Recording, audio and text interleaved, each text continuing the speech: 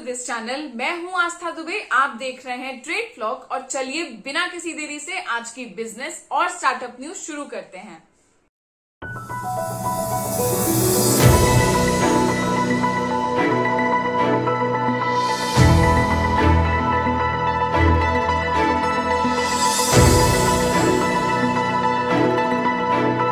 महिंद्रा ने वोल्क्सवैगन के साथ डील साइन की है। इस डील के अंतर्गत साल 2030 तक महिंद्रा को जितने भी कार इक्विपमेंट्स की नीड होगी, अपनी लगभग 1 मिलियन व्हीकल्स के लिए वो इन्हें वोल्क्सवैगन प्रोवाइड करेंगे।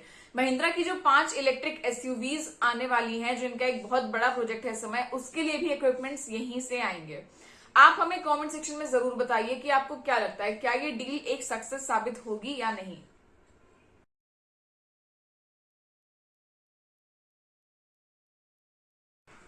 टाटा मोटर्स ने अनाउंसमेंट करके बताया है कि बीएमटीसी यानी कि बेंगलुरु मेट्रोपॉलिटन ट्रांसपोर्ट कॉरपोरेशन के थ्रू इन्हें 921 इलेक्ट्रिक बसेस का एक ऑर्डर इन्होंने जीता है।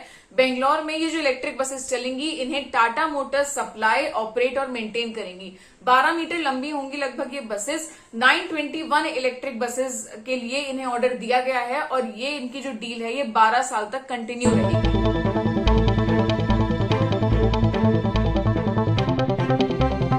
बैंगलोर में एसबीआई ने पहली बार एक स्टार्टअप डेडिकेटेड ब्रांच खोली है। इस ब्रांच का काम ही ये होगा कि स्टार्टअप्स को फंडिंग दे, इन्वेस्टमेंट एडवाइसेस दे और उनके लिए ट्रेजरी का भी काम करे। आपको बता दें कि ये जो ब्रांच खुली है, ये पूरी तरह से कोलैबोरेशन है कर्नाटक सरकार और एसबीआई के बीच में, ताकि कर्नाटक में जो स्टार्टअप कल्चर है वो और ज्यादा बूस्ट हो सके। मुझे तो ये इनिशिएटिव बहुत ही अच्छा लगा।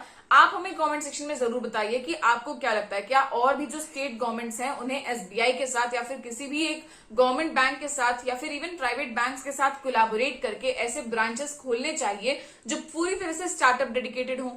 क्योंकि इंडिया धीरे धीरे स्टार्टअप कल्चर में अपने पैर पसार रहा है, तो अगर ऐसे बैंक्स होंगे तो ये स्टार्टअप्स के जो ओनर्स होंगे उनके लिए भी फायदेमंद होगा और इंडियन इकोनॉमी के लिए भी फायदेमंद होगा।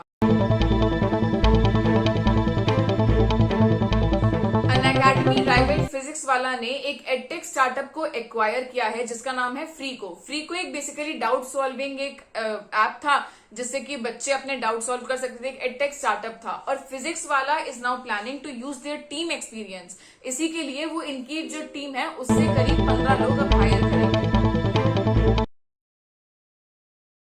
फ्लिपकार्ट ने अनाउंस किया है कि वो 6 अर्ली स्टेज स्टार्टअप्स में $5 लाख की फंडिंग करेंगे।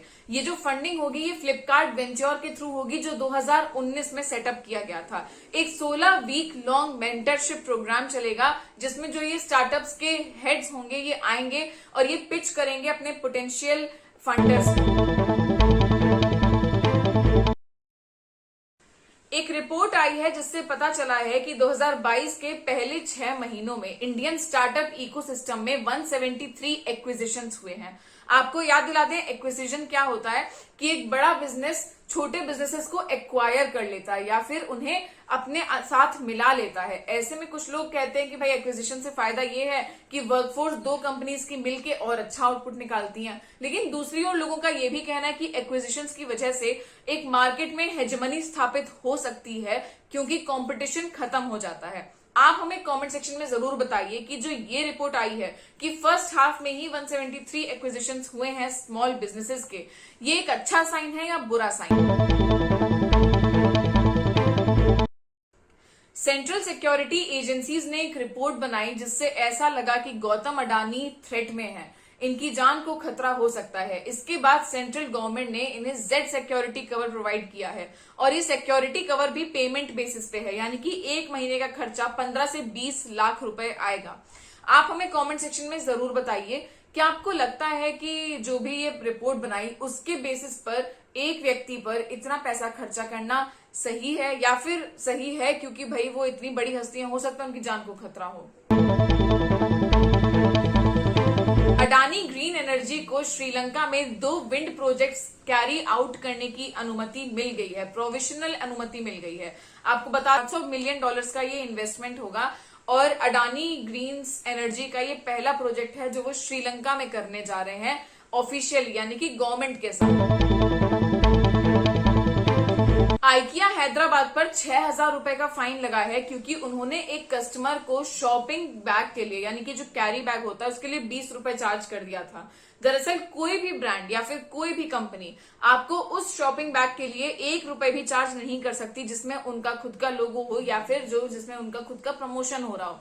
तो फिर ये इन्होंने आइकिया हैदराबाद ने अपना एक ऐसा कैरी बैग के लिए जिसपे आइकिया बड़े बड़े शब्दों में कैपिटल लेटर्स में लिखा है, उसके लिए कस्टमर को 20 रुपए चार्ज किए। कस्टमर भी ऐसा जो लॉ स्टूडेंट था, उन्होंने तुरंत एक कंप्लेंट फाइल की कंज्यूमर राइट्स प्रोटेक्शन लॉ के अंतर्गत, और आइकिया को कहा गया है कि वो 6,000 रुपए फाइन दें इन कस्टमर को कंपेंसेट करने के लिए, क्योंकि उन्होंने इनसे 20 रुपए लिए थे उस शॉपिंग कैरी बैग के लिए। Telecom regulatory authority of India की रिपोर्ट आई है जिसमें पता चल रहा है कि जून में जियो में 42.2 लाख नए लोग जुड़े, यानी कि नए कस्टमर्स उनके बने। इसी के साथ साथ भारती एयरटेल के भी 7.2 लाख नए कस्टमर्स बने। लेकिन इनमें से सबसे बड़ा घाटा एक कंपनी का हुआ है, वो है वोडाफोन आइडिया, जिनके 18 लाख कस्टमर्स कम हो गए। अभी अभी वोडाफोन आइडिया के कुछ महीनों पहले ही सरकार ने जितने इनके मतलब लोन्स थे वो माफ किए थे ताकि ये कंपनी दोबारा से रिवाइव कर पाए। लेकिन ऐसे डेटा जब देखते हैं तो फिर दोबारा से डाउट होता है कि क्या ये कंपनी रिवाइव कर भी पाएगी या नहीं। आप हमें कमेंट सेक्शन में जरूर बताइए कि आपको क्या लगता है। सेंसेक्स 50.21 पॉइंट्स आगे बढ़ा एंड ओपनड एट 60,378 पॉइंट्स, और इसी के साथ साथ निफ्टी भी 10 पॉइंट्स कुछ आगे बढ़ा एंड ओपनड एट 17,967।